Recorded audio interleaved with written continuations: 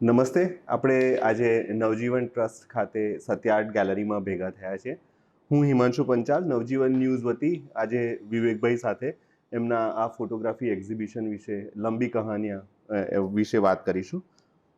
પહેલાં તો વિવેકભાઈ, આ લંબી કહાનિયાનો વિચાર કેવી રીતે આવ્યો અને આ ફોટોગ્રાફ્સનું સિલેક્શન કેવી રીતે થયું એ વિશે જરા અમને જણાવો. વિચાર તો એવી રીતે આવ્યો કે લગભગ પહેલેથી જ વાત કરું કે 1998માં IIM ઇન્ડિયન ઇન્સ્ટિટ્યૂટ ઓફ મેનેજમેન્ટમાં હેઝલબ્લેડ કંપનીએ નવો કેમેરા લોન્ચ કરેલો અને એના ડેમો માટે બધા ફોટોગ્રાફરને ઇન્વાઇટ કરેલા અને એ હતો હેઝલબ્લેડ એક્સપાન્ડ, જેના બધા ફોટોગ્રાફ્સ છે.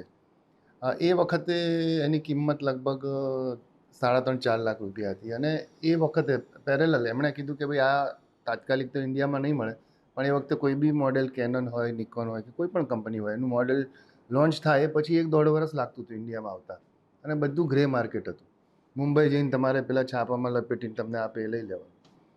એટલે એવા સંજોગોમાં લગભગ આ કેમેરા મારા હિસાબે 2000ની સાલમાં ઇન્ડિયામાં આવ્યો. બધા રઘુરાય ને બધા 2-4 ઘણા બધા લોકો જે ફોટો જર્નાલિસ્ટોએ એને પસંદ કર્યો અને લીધો. એ પછી 2001માં મને ખબર પડી કે આવો કેમેરા, અને મને એ વખતે જ્યારે હું લાઈફનું કામ નવું કરતો હતો, શીખ્યો હતો સ્ટ્રીટમાં ને એમાં, તો ડોક્યુમેન્ટરીનું કામ કરતો હતો અમદાવાદનું, તો મને હંમેશા મારો લેન્સ હતો એ 18-35નો વાપરતો તો પણ મને વાઇડમાં સંતોષ નહોતો. હવે 18થી નીચે જાઓ એટલે તો પછી ફિશાઈ થઈ જાય અને ડિસ્ટોર્શન આવે, અને 18ની બી મર્યાદા હતી કે થોડુંક વધારે નજીક જાઓ તો પણ ડિસ્ટોર્શન આવે. તો એનો કોઈ રસ્તો દેખાતો નહોતો, પણ આ કેમેરા મેં જોયેલો હતો એટલે મને થયું કે ક્યાંકથી મળી જાય તો એ કેમેરા લેવો. અને મને ખબર પડી કે ભાઈ મુંબઈમાં કોઈ પાસે છે અને સારી કન્ડિશનમાં છે. એટલે હું ટ્રેનમાં બેસીને મુંબઈ ગયો, પપ્પા પાસેથી પૈસા લીધા લોન લઈને, અને એ પૈસાથી મેં આ કેમેરા 1.5 લાખ રૂપિયામાં 2001માં આ કેમેરા ખરીદ્યો. ખરીદ્યા પછી એવું થયું કે મને આની ટેવ પડી ગઈ. એટલે ડિજિટલની એન્ટ્રી થઈ, ડિજિટલ કેમેરા પણ વસાયા 1-2-3, જેમ મેગાપિક્સલ વધતા ગયા કેમેરા પણ બદલ્યા. તો 2017 સુધી છે કે આ મારી યાત્રા ચાલુ રહી આ પેનોરામિક કેમેરાની.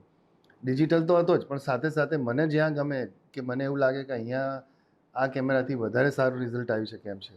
અને બીજો પ્રોબ્લેમ એ હતો કે ફિલ્મ કેમેરા હતો, એટલે ફિલ્મ ડેવલપ કરવી અથવા કરાવવી, મારો ડાર્કરૂમ મેં કાઢી નાખેલો, કેમિકલ્સ મળતા નહોતા, એટલે એ મુંબઈ ડેવલપ કરવા મોકલતો, કોઈક વાર અમદાવાદમાં 1-2 જણા હતા એ ડેવલપ કરી આપતા. એટલે એ બધું ભેગું થઈને જ્યારે રાખેલું, અને એમાં નીચે પછી આપણે સ્કેન કર્યું તમે લોકોએ. સ્કેન કર્યા પહેલાંનો સમય તો એવો હતો કે આપણે આમ નેગેટિવ જોઈને ખુશ થતા હતા કે ભાઈ આ બહુ સરસ એમ પેનોરામિક ફ્રેમ આવ્યા, પણ એને સ્કેન કરવી કેવી રીતે, એ પહેલાંનો સમય એવો હતો કે મેં 1-2 લેબમાં વાત કરી તો કે આ સ્કેન તો 2 ટુકડે કરવી પડે, તો એનો તો કોઈ મતલબ હતો નહીં. એટલે પછી એમ જ પડી રહ્યું હતું. પણ પછી આ જે આ વર્લ્ડ ફોટોગ્રાફી ડે આવતો હતો, ગેલેરી પણ ખાલી હતી, અને ખાસ તો મારા 2-3 બુક્સના કામ ચાલી રહ્યા છે એડિટિંગના, કોફી ટેબલ બુક્સના. એટલે એમાં એ સિલેક્શન કરતાં મને થયું કે આ તો બહુ જ બધું કામ પેનોરામિક કેમેરા પર થયેલું છે. લગભગ બનારસ આખું થયેલું છે, અમદાવાદ ખાસું બધું થયેલું છે, પુષ્કરમાં ઘણું બધું થયેલું છે. તો એ બધા કામને ભેગા કરીને એક નવી ફોર્મેટની પ્રિન્ટ કરી અને જો વ્યુઅર્સને એટલે ફોટોગ્રાફર્સને ખાસ કરીને બતાવવામાં આવે તો એક એમને નવો પર્સપેક્ટિવ પણ જાણવા મળે. વર્ટિકલ, હોરિઝોન્ટલ બંને ફ્રેમ્સ એ લોકોને કેવી રીતે વાઇડ એંગલમાં કેવી રીતે જોવું. એક તો વાઇડ એંગલ લેન્સ પોતે જ બહુ અઘરો છે, એમાં આને આટલું બધું જોવું, અને એમાં આ કેમેરા તો પેલો રેન્જ ફાઇન્ડર જેવું હતું એમાં, એટલે તમને લેન્સ પણ દેખાય, વ્યૂ ફાઇન્ડર આમ હોય, લેન્સ પણ કેમેરામાંથી દેખાય, પીળું ટપકું મેચ કરવાનું, એટલે ટોટલ મેન્યુઅલ કેમેરા. એટલે પણ એમાંથી કોઈ પણ ફોટો તમને આઉટ ફોકસ ના દેખાય કે ના રહે, એવી એક પ્રેક્ટિસ કરતો હતો હું. દિવાલ ઉપર એક લીટો દોરું ગમે તે દિવાલ પર, ને પછી એનાથી હું ફોકસિંગ જુદા જુદા ડિસ્ટન્સ પર જઈને પ્રેક્ટિસ કરતો હતો.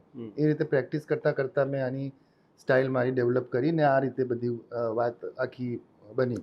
અને એ પછી તો સિલેક્શનમાં એવું નક્કી કર્યું કે ભાઈ બનારસ પર મેક્સિમમ કામ થયું છે, તો થોડુંક વધારે પ્રિન્ટ્સ બનારસની હોય, પ્લસ ડાંગ છે કે પુષ્કર છે કે બિહાર, જ્યાં જ્યાં હું ગયો ત્યાં મારી સાથે આ કેમેરા હતો તો સાથે. એટલે જે જ પ્રિન્ટો મને ગમી અને મને એવું લાગ્યું કે આ વિઝ્યુઅલી બહુ સારી લાગી, કારણ કે ડિસ્પ્લે ફોટોગ્રાફ જોવો બુકમાં અને ડિસ્પ્લે થવો એ બંનેમાં બહુ મોટો ફેર હોય છે. જ્યારે મારી બનારસની બુક બની રહી છે હમણાં આગળ જતાં, તો આ એવું જરૂરી નથી કે એમાંના આ બધા ફોટા જ એમાં હશે. ઘણા ફોટા એવા હોય છે કે બુક ના હોય ને ઘણા ફોટા એવા હોય છે કે એક્ઝિબિશન ના હોય. તો આ ડિફરન્સ પણ તમને ખબર પડવો જોઈએ, જે મને પડે છે. એટલે મેં એ રીતે મારી રીતે એનું સિલેક્શન કર્યું અને આખું એક્ઝિબિશન ઊભું થયું. તમે વાઇડ ફોર્મેટની વાત કરી, હમ. પહોળા પટ્ટાની, જે આ 70 mm આઈમેક્સ હા. સ્ક્રીન જે દેખાય, મોટા પહોળો પટ્ટો, એની તમે વાત કરી. જ્યારે તમે એવા કેમેરાથી ફોટોગ્રાફ કરવાનું ચાલુ કરો અને કોમ્પોઝિશન્સ ચેન્જ થાય, એ વિશે તમે કહો કે એ 35 mm જે ફૂલ ફ્રેમમાંથી હા. તમે જ્યારે વાઇડ ફોર્મેટમાં ગયા, ત્યારે તમારી જોવાની પદ્ધતિ કઈ રીતે બદલાઈ? એમાં બહુ મોટી ચેલેન્જીસ હોય છે. એટલે ચેલેન્જ એ રીતની હોય કે વાઇડ એંગલ લેન્સમાં જોવું, અને આ તો નોર્મલ છે પણ વાઇડ એંગલ છે અને એક્સ્ટ્રીમ વાઇડ છે. એટલે તમને આખું ચિત્ર એવું દેખાય કે મલ્ટિપલ એક્ટિવિટીઝ ચાલતી હોય. અને આનો ફાયદો પણ છે કે તમે પેલામાં તો શું છે, હું તમારો ફોટો પાડતો હોઉં તો તમને ખબર પડી જાય, તમે મારી સામું જુઓ, હસો કે ના પાડો કે જે કંઈ. આમાં એવું છે કે વ્યૂ ફાઇન્ડર આ બાજુ હોય, એટલે હું અહીંયા ફોટો પાડતો હોઉં પણ મારી લેન્થ આટલે સુધીની હોય. એટલે અહીંયા ઊભેલી વ્યક્તિ કે ઘટના કે જે કંઈ ચાલતું હોય, એમને ખબર ના પડે કે એમનો ફોટો પડે છે. એમને ખરેખર સામેવાળો વ્યક્તિ દેખાતો હોય કે ભાઈ આ વ્યક્તિનો ફોટો પડી રહ્યો છે. એ વ્યક્તિ મારી સામું જોતો હોય પણ ખરેખર એનો ફોટો મારામાં આવે નહીં, મારામાં બીજી બધી જ વાતો આવે. એટલે તમે આ આખું જોશો ને તો કદાચ રેર એકાદ બે ફોટા એવા છે જેમાં ફોટોગ્રાફ કોઈ વ્યક્તિ કે જે કેરેક્ટર છે મારી સામું જોઈ ગયું છે. એટલે એક એ ચેલેન્જ એવી રીતે હતી કે વાઇડ જોવું એટલે એક તો આખું તમારે આમ કરીને જોવું પડે. એટલે જે વ્યક્તિ ઘટના ચાલતી હોય, એક તો એનું બેકગ્રાઉન્ડ ફર્સ્ટ ઓફ ઓલ, કારણ કે મારે મેક્સિમમ ડેપ્થવાળું આટલું વાઇડ એંગલ વાપરો એક્સ્ટ્રીમ, ત્યારે તમને ડેપ્થ જોઈતી હોય. તમે જો એને 4 કે 2.8 પર શૂટ કરો તો એનો કોઈ મતલબ નથી. એ લગભગ આ બધા જ ફોટોગ્રાફ છે એ પહેલાં તો 8થી નીચે એપર્ચર પર મેં પાડ્યા જ નથી. 8, 11, 16 એવી જગ્યાએ. અને લગભગ 400 mm આઈએસઓની ફિલ્મ, ચાહે ઇલ્ફોર્ડની હોય કે કોડાકની ટીમેક્સ હોય કે સ્લાઇડ હોય. તો એ રીતે પછી મેં જોવાનું શરૂ કર્યું ઘટનાઓ જુદી જુદી રીતે, કે ભાઈ હું વાઇડ એંગલ મેં 2 કેમેરા રાખતો હતો લટકેલા. એટલે એક બાજુ આપણો ડિજિટલ લટકેલો હોય, એક બાજુ આ હોય.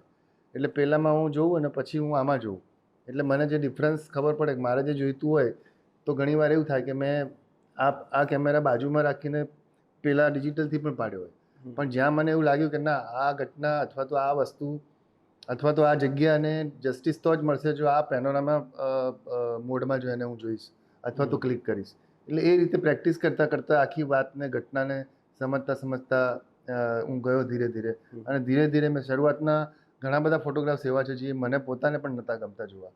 અને પછી તો એવી પરિસ્થિતિ થઈ કે હું જ્યારે એક અખબારમાં ફોટો જર્નલિસ્ટ તરીકે હતો, ત્યારે ફ્લડ કવર કરવાનું આવે કે બીજું કંઈ પણ એવું કવરેજ કરવાનું આવે, ત્યારે પણ હું આ કેમેરાનો મેં ઉપયોગ કર્યો. જેમાં અહીંયા એક છે, સૌરાષ્ટ્રમાં જ્યારે ફ્લડ આવ્યું ત્યારે હું ફ્લડ ત્યારે કવર કરવા ગયો, ત્યારે મને થયું કે આનું જસ્ટિસ જેનું સ્વરૂપ દેખાવું જોઈએ, જે લોકો કેવી રીતે આ ફ્લડમાં કામ કરે છે, કેવી રીતે રહે છે, તો એ આ કેમેરાથી બહુ સારી રીતે હું બતાવી શકીશ. એટલે ત્યાં મેં આવી રીતના યુઝ કર્યા છે. એટલે એમ કરતાં કરતાં પ્રેક્ટિસ કરતાં કરતાં આખી આ ફોર્મેટમાંથી પેલી ફોર્મેટમાંથી આ ફોર્મેટમાં હું આવ્યો.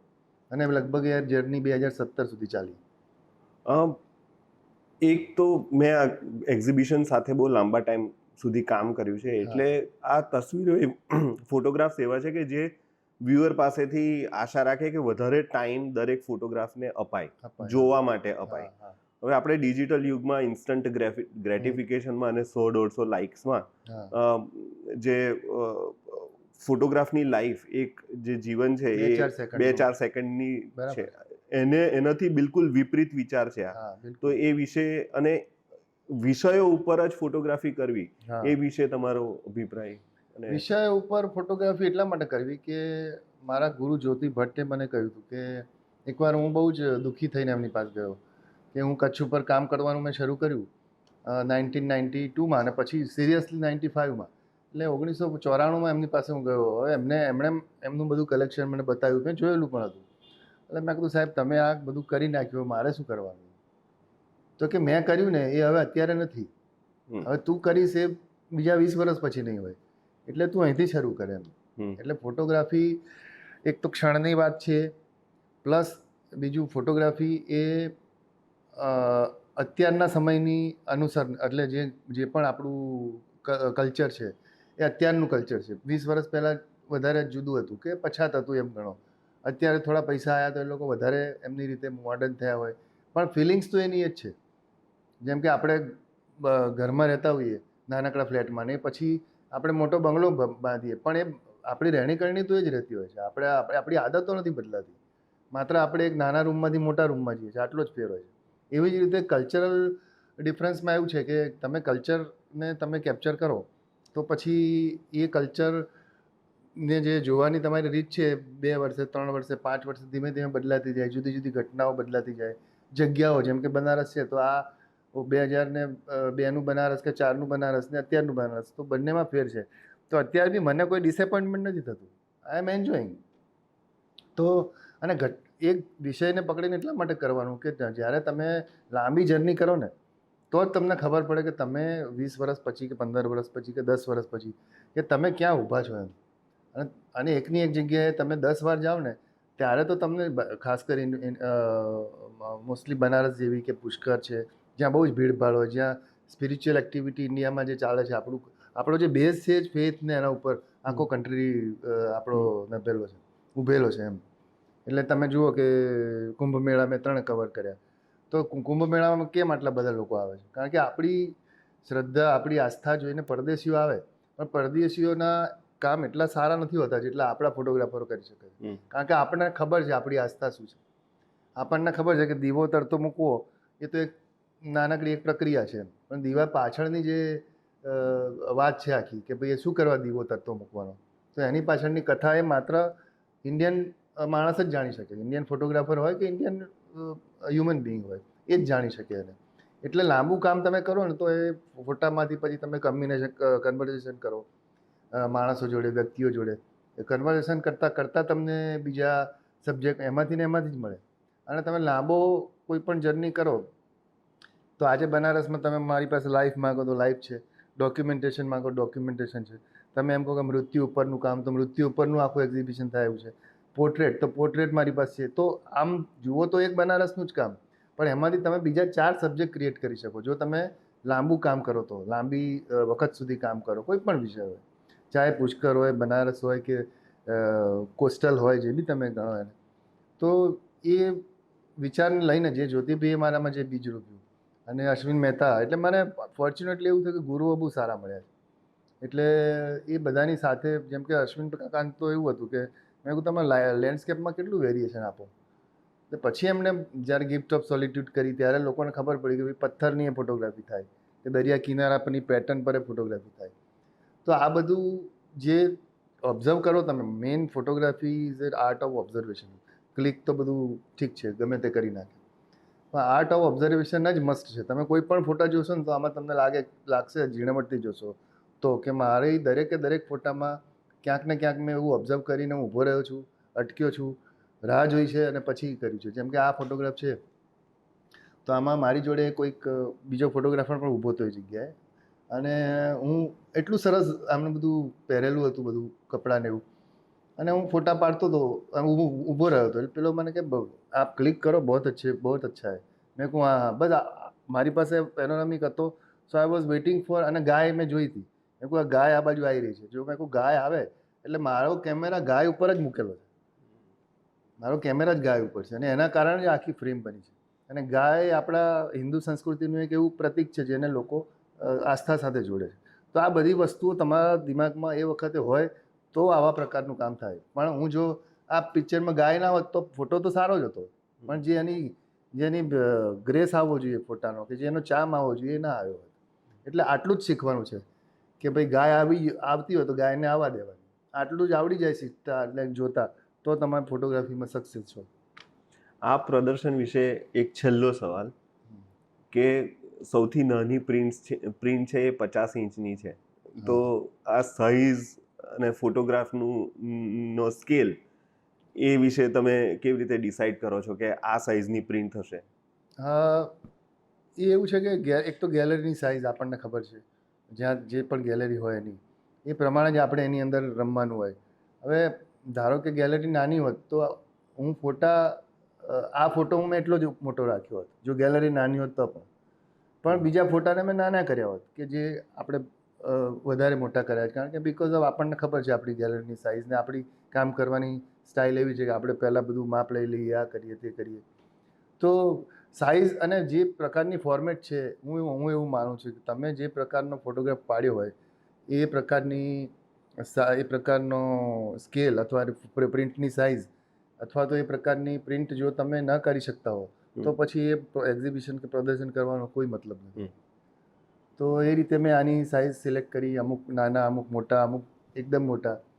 તો એ રીતે આખું આ કામ બધું વર્ટિકલમાં પણ તમે જોશો તો વર્ટિકલમાં હવે વર્ટિકલ આનાથી ગમે તેટલો સારો હોય પણ તમે આનાથી મોટો કરો તો ન સારો લાગે, કારણ કે તમારે આમથી આમ જોવાનું છે, આમાં આમથી આમ ફરવાનું છે. એટલે આમાં પણ નજર તમે વચ્ચે ઊભા રહીને તમે એક ધારે ધારે આમ પિક્ચર નહીં જોઈ શકો. તમારે આખી તમારે મૂવ થવું પડશે. તો એ બધી તમારી મગજમાં એ ગોઠવાયેલું હોવું જોઈએ આખું સેટઅપ, કે ભાઈ કેમેરાનો સેટઅપ અને રાત્રે ઊંઘમાં તમને વિચાર આવવા જોઈએ કે ભાઈ આ. અને મને તો એવું છે કે તને તો ખબર છે કે ભાઈ આ ફોટોગ્રાફ કર્યો પણ હવે આ નથી મજા આવતી, એટલે આને મોટો કરી નાખો. છેલ્લી ઘડીએ બધા દોડે, ફ્રેમવાળાએ દોડે, પ્રિન્ટવાળાએ દોડે, પણ અલ્ટિમેટલી જેનું રિઝલ્ટ આવે એ જે મને ગમતું હોય અને મારે જોઈતું હોય અને લોકોને પણ ફાઇનલી ગમે એવું આવે. તમારો સમય આપવા બદલ આભાર. Thank you. નવજીવન ન્યૂઝ વતી હું વિવેકભાઈનો આભાર માનું છું. અને આ એક્ઝિબિશન 1 સપ્ટેમ્બર સુધી સત્ય આર્ટ ગેલેરીમાં બધા જ દિવસો ચાલુ છે, બપોરે 12 થી રાતના 9 વાગ્યા સુધી. જેને પણ આ પ્રદર્શનમાં રસ હોય પ્લીઝ તમે આવો અને આ એક્ઝિબિશનને માણો. Thank you. વૈષ્ણવજન તો તેને કહીએ જે પીડ પરાઈ